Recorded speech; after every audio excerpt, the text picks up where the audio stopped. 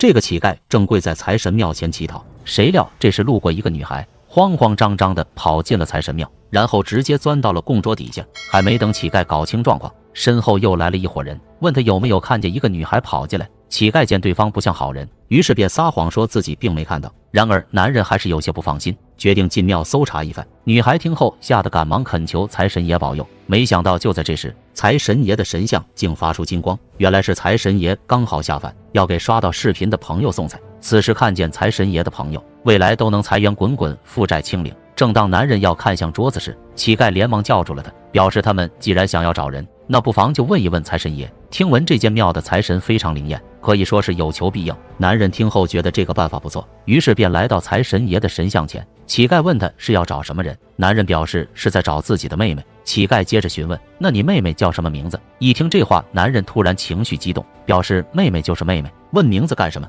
乞丐听后更加确信对方不对劲，怀疑他是拐卖良家妇女的人贩子，于是大声呼喊，众人都围观过来。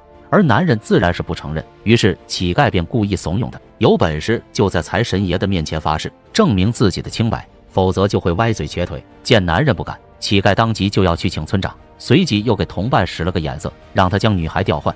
而男人担心会被村长抓走，于是怀着侥幸的心理，对着财神爷的神像起誓，如果他是人贩子，那就让他口歪腿断，没有好下场。没想到下一秒，晴朗的天空突然电闪雷鸣，而与此同时，男人也发现了桌子底下有人，可没想到却只是个老乞丐。他顿时气愤不已，正准备教训老乞丐时，一道闪电径直劈中了他，让他当场断了腿，随后嘴巴也开始变歪。与此同时，女孩也已经逃之夭夭。在乞丐的询问下才得知，原来女孩是来投奔亲戚的，结果亲戚没找到，反而被人贩子给盯上了。好在财神爷及时显灵，这才让他捡回一条命，真可谓是不幸中的万幸啊。